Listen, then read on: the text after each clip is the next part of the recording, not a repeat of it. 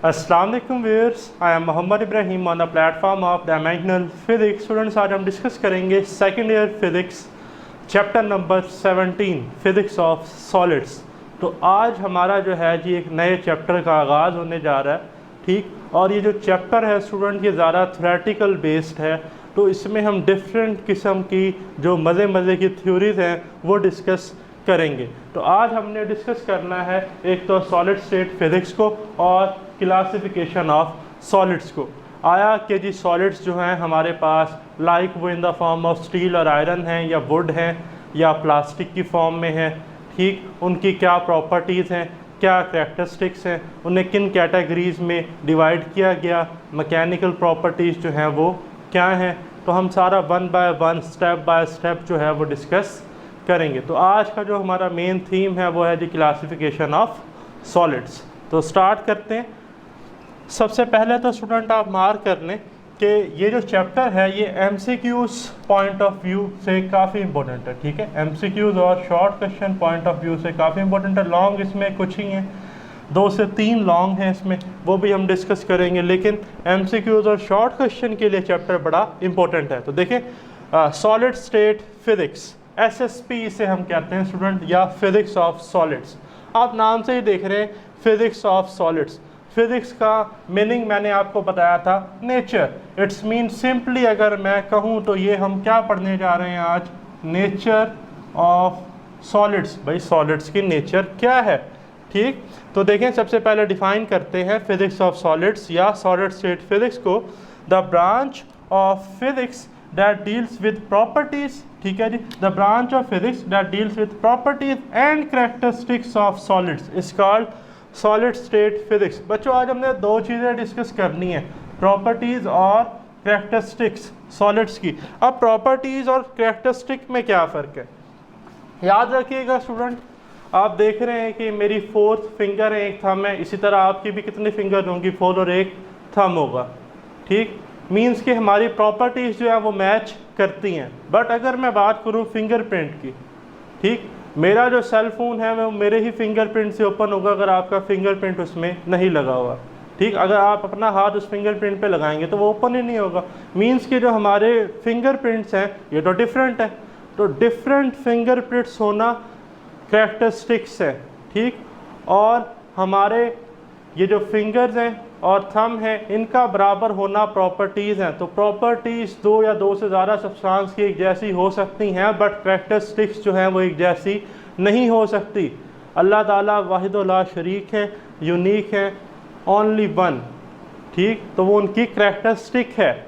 तो आ जाएँ जी back to properties. तो प्रॉपर्टीज़ में हम डिस्कस करेंगे mechanical, electrical and magnetic properties. अब मैकेनिकली सॉलिड्स की क्या क्लासिफिकेशन है, ठीक है जी। स्ट्रेस स्ट्रेन में हम डिस्कस करेंगे। इलेक्ट्रिकल जो है वो देखेंगे जी किसकी कंडक्टिविटी ज़्यादा है, किसकी कम है। मैग्नेटिक में हम देखेंगे फेरामैग्नेटिक, डायामैग्नेटिक, पैरामैग्नेटिक, ये सारा हमने इस चैप्टर में डिस्कस करना है। कैरेक्टरिस्टिक्स में है स्टूडेंट मैग्नेटाइजेशन। अब मैग्नेटाइजेशन जो है वो किन सॉलिड्स की सबसे ज़्यादा है, हो सकता है डाया की सबसे कम हो, फेरा की सबसे ज़्यादा हो, क्यों होती है वो कैरेक्टरिस्टिक है, ठीक। इलेक्ट्रिकल कंडक्टिविटी जो है ये कैरेक्टरिस्टिक है। ससेप्टिबिलिटी ये इस बुक में तो नहीं है, लेकिन हमारे पास एक फैक्टर होता है मैग्नेटाइजेशन टू एक्सटर्नल फील्ड जिसे हम कहते हैं ससेप्टिबिलिटी, का इसे रिप्रेजेंट करते हैं, तो ये भी कैरेक्टरिस्टिक्स में आती है। तो नेक्स्ट है स्टूडेंट मेरे पास क्लासिफिकेशन ऑफ सॉलिड्स, ठीक है जी। On the basis of solids the solids are classified into 3 types, crystalline solids, amorphous solids and polymeric solids, ठीक है जी। अगर हम सॉलिड्स की क्लासिफिकेशन की बात करें तो इनके 3 मेजर टाइप्स हैं। तो सबसे पहली है जी क्रिस्टलाइन सॉलिड्स। मार्क करने के शॉर्ट क्वेश्चन के लिए काफ़ी इंपॉर्टेंट है, आपका एक्सरसाइज का शॉर्ट क्वेश्चन भी है, और अक्सर इनमें से किसी का डिफरेंस या कोई इनकी कैरेक्टरिस्टिक्स या एग्जाम्पल पेपर में पूछी जाती है, ठीक। तो सबसे पहले क्रिस्टलाइन सॉलिड्स देखें, सिंपल मैंने इधर एक टर्म लिखी है रेगुलर अरेंजमेंट, ये बड़ा इंपॉर्टेंट पॉइंट है। The solids in which regular arrangement of atoms, ions और molecules are present are called crystalline solids, जिनका एक रेगुलर पैटर्न हो, रेगुलर स्ट्रक्चर हो। लाइक मेटल्स की बात करूँ तो मेटल्स में स्टूडेंट मेरे पास कॉपर है, ठीक इसी तरह मैं अगर बात करूं आयनिक सब्सटेंस की तो उनमें मेरे पास है सोडियम क्लोराइड। ठीक है, सेमीकंडक्टर्स की बात की जाए तो उसमें जर्मेनियम, सिलिकॉन, और इसी तरह सिरेमिक्स की बात की जाए, सिरेमिक्स के होते हैं object made from fired clay, उनमें मेरे पास है जिरकोनियम ऑक्साइड। तो ये तमाम एग्जांपल्स हैं क्रिस्टलाइन सॉलिड्स की। ठीक है जी, और क्रिस्टलाइन सॉलिड्स को स्टूडेंट हम स्टडी करते हैं बाय यूजिंग XRD। XRD क्या है जी? X ray diffraction, Bragg's law, जो हमने फर्स्ट ईयर में भी डिस्कस की, Bragg's equation 2d sin theta is equal to m lambda, या सैम से डिस्कस करते हैं। सैम क्या है जी? Scanning electron microscopy. यहाँ हमारे पास स्टेम है स्टूडेंट, ठीक है जी, ट्रांसमिशन इलेक्ट्रॉन माइक्रोस्कोपी। तो अब आप ज़रा इस डायग्राम को देखें, जो इसमें हमारे पास एटम्स हैं ये एक रेगुलर पैटर्न में अरेंज हैं। ठीक है, इसका मतलब है इनमें रेगुलर सिमेट्री एग्जिस्ट करती है, और इनका LRO है। अब LRO क्या है?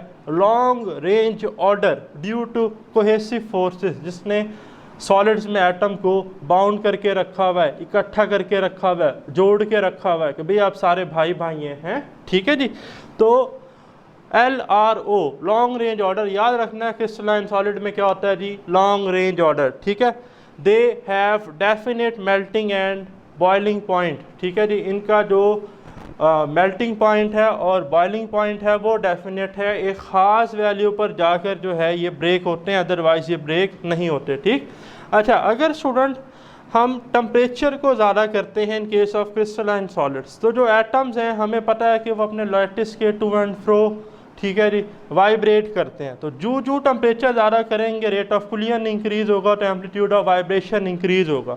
और अगर हम टेम्परेचर बहुत से बहुत ज़्यादा लार्ज कर दें, वेरी वेरी लार्ज कर दें, तो जो इनका ऑर्डर स्ट्रक्चर है वो ब्रेक हो जाएगा। ठीक है जी, और जो सॉलिड है वो मेल्ट हो जाएगा, और जिस पॉइंट पर वो मेल्ट होगा वो उसका मेल्टिंग पॉइंट होगा, और क्रिस्टलाइन में डेफिनेट मेल्टिंग पॉइंट जो है वो होता है। नेक्स्ट है स्टूडेंट एमॉर्फस सॉलिड्स। ठीक है जी, स्टूडेंट ये जो टर्म है एमॉर्फस, इसका मीनिंग है विदाउट फॉर्म और स्ट्रक्चर। ठीक है जी, ऐसे सॉलिड्स जिनकी कोई रेगुलर शेप ना हो, ठीक है जी, कोई रेगुलर पैटर्न ना हो, तो उन्हें हम क्या कहते हैं? एमॉर्फस सॉलिड्स और ग्लासी सॉलिड्स। ठीक है जी, no regular arrangement of atoms, ions और मालिक्यूल्स। ठीक है, आप इस ज़रा डायग्राम को देखें, इसमें आप देख रहे हैं कि कोई सिमेट्री, कोई पैटर्न, कोई रेगुलर अरेंजमेंट हमें नज़र नहीं आ रही, तो इसलिए इसे हम कहते हैं इर्रेगुलर अरेंजमेंट। और इसमें बड़ा शॉर्ट रेंज ऑर्डर होता है। यहाँ आप देख रहे हैं पैटर्न चलता जा रहा है, लॉन्ग रेंज है, आगे भी प्रोसीड कर रहा है। यहाँ पर ये पैटर्न है, यहाँ पर कुछ नहीं है, सिमिलरली यहाँ तक है तो आगे कुछ भी नहीं है, इर्रेगुलर सिमेट्री है। ठीक है जी, इर्रेगुलर इसका क्या है? पैटर्न। अब जो हमारे पास एमॉर्फस सॉलिड्स हैं स्टूडेंट, इन्हें हम डिस्कस करते हैं by using EMI, electromagnetic interference shielding. ठीक है, ये हायर लेवल्स पे जब आप MS या MPhil लेवल पर रिसर्च करते हैं तो वहाँ पर आप ये टेक्निक जो है वो पढ़ते हैं। नेक्स्ट है they have no definite melting और बॉइलिंग पॉइंट, इनका कोई डेफिनेट मेल्टिंग और बॉइलिंग पॉइंट जो है जी वो नहीं होता। ठीक है, और इसमें एग्जाम्पल जो है वो हमारे पास है ऑर्डिनरी ग्लास। ठीक है जी, जो ऑर्डिनरी ग्लास है वो हमारे पास क्या है? एक हमारे पास एमॉर्फस सॉलिड्स है। तो स्टूडेंट अगर इस ऑर्डिनरी ग्लास को हीट प्रोवाइड करें 800 डिग्री सेंटीग्रेड तक, जब इसका टेम्परेचर रीच करे तो ये कन्वर्ट हो जाता है विस्कस लिक्विड में, और इसी विस्कस लिक्विड को फ्रोज़न फॉर्म में हम दोबारा क्या बना लेते हैं? Ordinary glass. ठीक है जी, तो इसका मतलब कि जो एमॉर्फस सॉलिड्स हैं उन्हें हम कहते हैं ग्लासी सॉलिड्स, क्योंकि ये गिलास हमने पढ़ा, ऑर्डिनरी गिलास इसकी एग्जांपल है, और ये ख़ास वैल्यू जो है टेम्परेचर की 800 डिग्री सेंटीग्रेड पर, उसमें किस में कन्वर्ट हो जाते हैं? विस्कस लिक्विड में, और विस्कस लिक्विड की जो फ्रोज़न फॉर्म है उसी से क्या बनते हैं? Ordinary glasses. तो इसलिए हम इसे कहते हैं सॉलिड लिक्विड्स। तो याद रखना है, पेपर में MCQ आ सकता है कि सॉलिड लिक्विड्स किसका नेम है? अमॉर्फस सॉलिड्स का। ठीक है जी, यानी कि लिक्विड इन फ्रोज़न फॉर्म।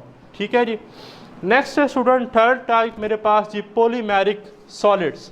अब polymeric, poly mean many, meric mean parts. ठीक है जी, जिनके बहुत ज़्यादा स्मॉल जो हैं पार्ट्स हो, जिनमें लॉन्ग चेन मालिक्यूल हो। थ्री डायमेंशनल स्ट्रक्चर हो तो डिस्कस करते हैं कि the solids whose structure lie between order and disorder, ऐसे सॉलिड्स जिनका जो स्ट्रक्चर है वो क्रिस्टलाइन और एमॉर्फस फेस के दरमियान में रहे, जैसा कि आप देख रहे हैं क्रिस्टलाइन और एमॉर्फस फेस के जो दरमियान में सॉलिड्स आते हैं वो कौन से हैं? पॉलीमेरिक सॉलिड्स, यानी कि अगर इनमें इम्प्योरिटीज़ वगैरह कुछ ऐड की जाए तो इनको क्रिस्टलाइन या सेमी क्रिस्टलाइन नेचर की तरफ शिफ्ट किया जा सकता है, अदरवाइज जो है इनमें से कुछ वो एमॉर्फस नेचर में होते हैं। तो structure lie between order and disorder, they form by polymerisation process. Student, polymerisation जो प्रोसेस है इसमें हमें लॉन्ग चेन जो है और थ्री डायमेंशनल स्ट्रक्चर जो है वो मिलता है। मोस्टली हमारे पास हाइड्रोकार्बन्स होते हैं, compound of hydrogen and carbon, और ये मेरे पास एक स्मॉल पार्ट है पॉलीविनाइल क्लोराइड का, जो कि इसकी एग्जांपल भी है पॉलीमेरिक सॉलिड्स की, जिनमें हम एग्जांपल में प्लास्टिक ले सकते हैं, रबड़ है जी, नायलॉन है, कुछ अच्छा हमारे पास कंडक्टिंग पॉलीमर भी होते हैं लाइक पॉलीएनालीन, पॉलीपायरोल, ठीक है, बट ये हमारा जो है वो सेकेंड ईयर से रिलेटेड नहीं है। तो देखें ये है जी part of PVC, polyvinyl chloride, जिसमें हमारे पास आप देख रहे हैं कि पॉलीमराइजेशन की प्रोसेस की वजह से ये लॉन्ग चेन मॉलिक्यूल है और इसकी 3D स्ट्रक्चर है, ठीक है। तो ये हमारे पास एग्जांपल है पॉलीमेरिक सॉलिड्स की। और बड़ा ही इंपॉर्टेंट पॉइंट स्टूडेंट मार्क भी कर लें MCQs के लिए, आपकी बुक में लिखा हुआ है कि polymeric materials have low specific gravity. सबसे पहले तो स्टूडेंट ये मार्क करें कि स्पेसिफिक ग्रेविटी का कोई यूनिट नहीं होता। अक्सर एक दफ़ा पेपर में MCQs आया तो क्वेश्चन ये था what is the unit of specific gravity, तो बच्चों ने ग्रेविटी देखते ही उसका यूनिट लगा दिया मीटर पर सेकंड स्क्वायर। उन्होंने कहा ग्रेविटेशन जो हमारे पास कॉन्स्टेंट होता है, ठीक है, वो तो कैपिटल G है, लेकिन जो ग्रेविटेशन एक्सेलरेशन अक्सर बच्चों के माइंड में वो G ही आता है। उन्होंने कहा बस ठीक है, इसका मीटर पर सेकंड स्क्वायर आंसर है। नहीं भाई, स्पेसिफिक ग्रेविटी जो है ये एक टर्म है जो कि हमारे पास रेशियो होती है density of object divided by density of water, ठीक है जी। और याद रखिएगा ये जो हमारे पास पॉलीमेरिक सॉलिड्स हैं इनकी जो स्पेसिफिक ग्रेविटी है वो लो होती है। इट्स मीन कि जो डेंसिटी ऑफ पॉलीमेरिक ऑब्जेक्ट है वो less as compare to density of water, ठीक है, ये मार्क कर ले, लिख ले अपने पास। नेक्स्ट है good strength to weight ratio. अब good strength to weight ratio का क्या मीनिंग है? स्टूडेंट आपने शॉपर्स वगैरह देखे होंगे, प्लास्टिक बैग्स देखे होंगे, अगर इनका वेट किया जाए तो ये बड़े लाइट होते हैं, बट फॉर एग्जांपल अगर हम इनमें कोई सामान रखते हैं या बाज़ार से फॉर एग्जांपल जी सब्ज़ी लेने गए हैं जी, आलू लाने, ठीक, तो जैसे ही आलू जो हम लाते हैं तो वो 5 किलो आलू का वेट जो शॉपर है वो उठा लेता है, जबकि उसका अपना वेट बड़ा क्या होता है, कम। तो इट्स मीन के जो उसकी स्ट्रेंथ टू वेट रेशियो है वो बहुत ज़्यादा क्या है, गुड है, लार्ज है, उसकी स्ट्रेंथ बहुत ज़्यादा है as compare to its weight, ठीक है जी। तो ये था जी हमारे पास क्लासिफिकेशन ऑफ सॉलिड्स से रिलेटेड।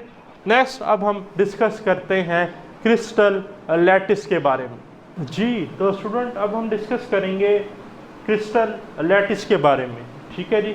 तो स्टूडेंट सबसे पहले तो आप ये इक्वेशन लिख लें कि crystal is equal to lattice plus basis. असल में जो क्रिस्टल है ये लैटिस और बेसिस दोनों की रेपिटेशन से बनता है। ऐसा नहीं है कि लैटिस और बेसिस अलग अलग होते हैं, ये क्रिस्टल में इकट्ठे ही होते हैं, बट आपको समझाने के लिए मैंने लिखा है लैटिस प्लस बेसिस। ज़रा अपने माइंड में एक जो हमारे पास क्रेट होता है एक्स के लिए, अंडों के लिए, अंडों का जो क्रेट होता है, आप कंसीडर कर लें कि जो क्रेट है उसमें जो शेप्स होती हैं वो लैटिस हैं और जो एग्स हैं वो बेसिस हैं। तो अगर मैं इस क्रेट के ऊपर वो एक्स जो हैं प्लेस कर देता हूँ, ठीक है जी, तो ये मेरे पास एक लैटिस प्लस बेसिस मीन के क्रिस्टल स्ट्रक्चर बन जाता है। बट क्रिस्टल में ऐसा हमें प्लेस करना नहीं पड़ता, क्रिस्टल में लैटिस और बेसिस ऑलरेडी जो है वो मौजूद होती हैं। लैटिस क्या होता है, जस्ट लाइक अ पॉइंट, ठीक है जी, पॉइंट की तरह जो अरेंजमेंट है 1D होता है, 2D होता है, 3D होता है, क्रिस्टलाइन में 3 डायमेंशनल होता है। बेसिस जो है ये just like a hard spherical balls होती हैं। ये हमारे पास एक यूनिट सेल है, स्मॉलेस्ट 3 डायमेंशनल स्ट्रक्चर है जिसकी रेपिटेशन से क्रिस्टल बनता है।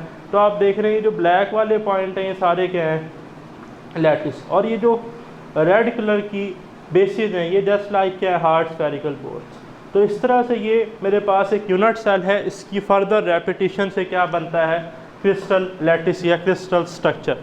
डिफाइन करते हैं जी कि क्रिस्टल को, a crystal is formed by repetition of unit cell. इसी यूनिट सेल की रेपिटेशन से क्या बनता है स्टूडेंट? क्रिस्टल बनता है। ठीक है, यूनिट सेल क्या होता है? It is the smallest 3 dimensional basic structure.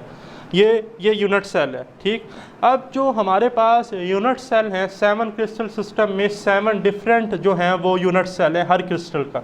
ठीक है, रीज़न क्या है? Due to different parameters. Parameters means कि उनकी जो लेंथ्स हैं, साइड्स, विड्थ्स वगैरह, हाइट ए बी सी, वो सबकी क्या है, कुछ की सेम है, कुछ की डिफरेंट है। हर किसी की ज्योमेट्री जो है वो अलग है। हर किसी के पैरामीटर्स जो हैं, ज्योमेट्री में एंगल आ जाते हैं, अल्फ़ा बीटा गैमा। ऑर्थोरोम्बिक की बात करें तो इसमें सारे 90 नहीं होते। ठीक, और 7 क्रिस्टल सिस्टम में हमारे पास ट्राई क्लिनिक है, मोनोक्लिनिक है, ऑर्थोरोम्बिक है, ट्राइगोनल है, टेट्रागोनल है, हेक्सागोनल है। ठीक है जी, क्यूबिक सिस्टम है। तो अगर क्यूबिक की बात करें, जैसा कि हमारे पास NaCl का हमने डिस्कस किया था क्रिस्टलाइन में, सोडियम क्लोराइड का जो स्ट्रक्चर है आपकी बुक में भी बना हुआ है। ठीक है जी। तो स्टूडेंट अगर मैं इस क्यूबिक यूनिट सेल की बात करूं तो इसमें जो मेरे पास सिमेट्री है ए बी और सी ये बराबर है। आप देख रहे हैं ये वाली लेंथ ए, ये वाली बी और ये वाली सी, ये तीनों लेंथ्स आपस में बराबर होंगी।